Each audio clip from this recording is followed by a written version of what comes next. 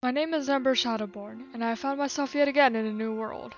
The Shadowborn Empire seems to be gone, none of its members so far to be found. Where I am now, I have arrived, it seems, in a small village called Burna. I am unsure how I got here, but it appears that the people of this village believe I have come here to be a hunter to help out the Wycademy at the base of the mountain. Even though I had no idea what that entailed, and that wasn't really the case, I just went with it. Better to go along with it than perhaps risk being kicked out of the village or something. Besides, how bad could hunting be? I have some fighting and hunting experience from my past adventures, so this shouldn't be too bad. Well, hopefully not. This waiver I signed mentioned things like being burned or contracting viruses, and my friends seem to be gone. I was offered a place to stay, got myself registered at the Hunters Guild, and became a Wycademy hunter. I also acquainted myself with everybody in the village and at the Hunter Sub, all of whom had some useful information, and some of whom were interesting, to say the least. I had to agree with this one guy that was less than dirt just so he would tell me something about hunter arts. And, of course, since I didn't know anything about this new world I was thrown into, I agreed. I also got a hunting buddy in the form of Luna, my cat from the early days of the Shadowborn Empire, but now in a more humanoid form. Hopefully, she will help me out. Now it would be time to go on my first quest, which is to gather some unique ferns for the Wycademy to research in a place called the Jurassic Frontier. Finding these ferns was easy enough and only required doing a bit of gathering, but I wanted to do more. Maybe it was for the increased reward, maybe it was for the sake of being a completionist, or maybe I just wanted to prove my worth. Listed on the quest was an optional sub-quest consisting of also bringing back some unique mushrooms.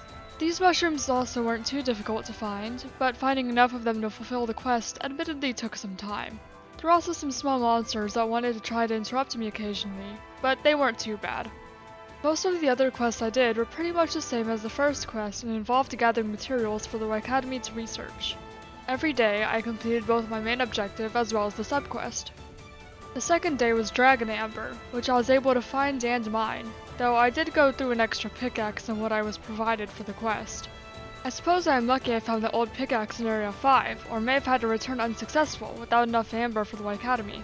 The third day involved some bug catching, with the goal of catching some immortal moths to see what use they may have in medicine. The next was similar, harvesting the horns of Kelby for similar purposes. No Kelby were killed in the process. The next day, I needed to collect some abyssal mushrooms, which grew in the deepest part of the Jurassic Frontier. I did make a slight mistake though and misread the quest as needing 3 abyssal mushrooms instead of 5, so I returned to camp with 4 mushrooms only to find out that I was 1 short and I had to go all the way back to get another one.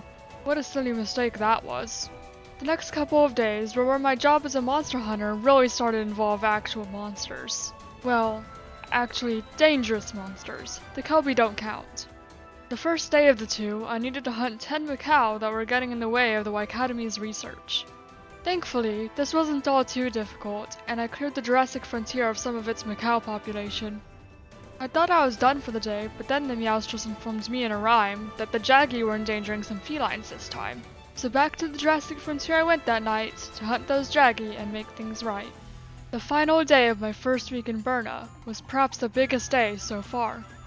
It was the day I would hunt my first large monster, a great maccao who was apparently terrorizing the research team. Through my hunter's notes, as well as by word of mouth, I learned that the great maccao was essentially the pack leader of the maccao I had fought before, and it was a fan of jumping and kicking. With this information in mind, and the Burna gal telling me not to get my face torn up because it was needed for a campaign to make Burna more of a tourist destination, I headed off to the Jurassic Frontier to face the so-called vaulting outlaw. Of course, I had not yet completed a quest without completing its sub-quest as well, and today wouldn't be the first time either. That said, my first targets were not the vaulting outlaw itself, but the smaller maccao. I attempted to kill them first, though this was a bit difficult to do without getting kicked by their leader, and kicked I was. However, I somehow managed to do it, and now I could focus on the real fight. Fighting the great maccao was certainly different than fighting anything else I had fought thus far. It was a very agile creature despite its large size, moving around a lot, jumping from place to place, and it took many of my strikes very well. I did have to use the first aid kits provided to me a few times, and I found that my dual blades lost their sharpness very quickly. I suppose that was to be expected, however. I was still using the weapons I was provided when I first came to the village, and hadn't had the blacksmith forge new ones, nor did I buy any. Of course they would be dull quickly. The fight went back and forth for a bit, with me taking some solid hits every once in a while, and the great maccao falling occasionally when I knocked it off balance by attacking its tail while I was balancing on it. When it fell, I attacked either its head or its tail depending on what I was closer to. Though it was a much longer fight than I had had with any of the smaller monsters, it didn't feel like too long before it started limping. Around this time, I returned to camp to receive the additional supplies I got by completing the subquest, mostly in order to sharpen my awfully dull blades, and took a short nap so that I could recover from the fight.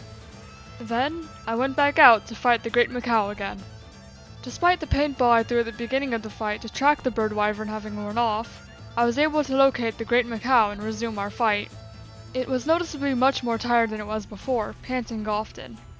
Its incredible energy from earlier was now mostly gone, though it still had some fight left. Yet, with some final blows, I managed to damage the crown of feathers on its head and slay it, marking a successful hunt without it all being rendered unconscious like I feared I would be a few times throughout the hunt. When I returned to Berna, I was congratulated and granted permission to take on 2 star quests within the village, as well as permission to travel via airship to other villages and help them out as well. I could now go to Kokoto, Poke, and Yukumo. I haven't even been in Berna that long, so already being sent to other places after only hunting one large monster in a world seemingly full of them is a bit crazy to me, but I look forward to it regardless. I want to see what the rest of this world is like, and maybe I'll be able to find my friends somehow. Though I sort of doubt that'd be possible, I hope that I'll be able to find them again, maybe through the Hunters Hub that seems to allow hunters to hunt in groups. Maybe I'll find them there, or maybe I'll make new friends. Either way, this is the beginning of my hunting career, a career which I hadn't even really intended to take in the first place, but it was a promising one. I look forward to seeing what places I'll travel to, what lands I'll adventure across, what people I will meet, and what monsters I'll be able to learn about. I have high hopes for whatever the future may hold. Hello everybody, it's me, Ember, and I want to thank all of you for watching through the video, especially considering that it took a lot of time to record, to write, to edit, even to draw the thumbnail, especially considering that this entire channel, everything that is done on it is just me. There's nobody else hired to do any of this other stuff, so it does take a lot of time and effort. And considering that this is a more story-based video and different than everything I usually do on the channel, you making it this far, it really matters a lot to me and I appreciate it so much. Because it's so different, I also would like to ask if you guys would leave a like if you liked this kind of video and liked this kind of style of content. This is more story-based stuff. And leave a dislike if you didn't like it so much, just that way I can kind of tell what you guys like, what you guys are interested in, if you would like to see more of this. Also, feel free to leave comments down below, expressing your opinions on it, talking about whatever. I do my best to read every comment I can, and respond to as many as I can that I can think of a response to. Also, in the case that we do continue this series, because of course it does take a lot of time, and I don't know if it's something you guys would like, so I don't know if we are going to continue it, but if we do, I would love to include you guys as either Palicos in the game, or as people that I can hunt alongside, since, you know, there is a multiplayer capability in the game through the Hunters Hub and we could play together, and that would be interesting. The Palico I think I will do 100% for sure if we do continue this series. And if you would like a Palico, every person can fill out the Google form in the description once and talk about, well, list everything that they would like for their Palico to be. Could choose support bias, could choose what enemies you target, appearance, so on and so forth. The only thing that is required is the name of your Palico, which must be less than 10 characters. And then every episode, a Palico that is submitted through those forms will be chosen at random to be hired and appear in the next episode, if that makes sense. Oh yeah, Hunter. If you're interested in being a hunter and hunting with me, then you can go ahead and join the Ember Cave Discord, and we can kind of talk about that and discuss that there, see when a good time for people would be, kind of get to know each other if we don't already know each other. Though keep in mind, I do play Monster Hunter Generations Ultimate on the Nintendo Switch.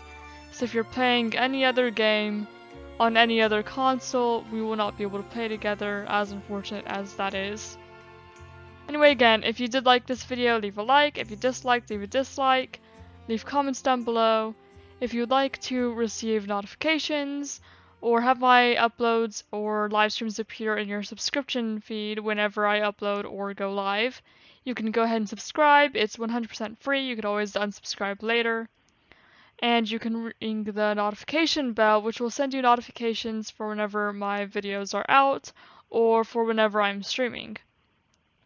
Anyway, that is all for this video, and so I'll see you in the next one. Goodbye!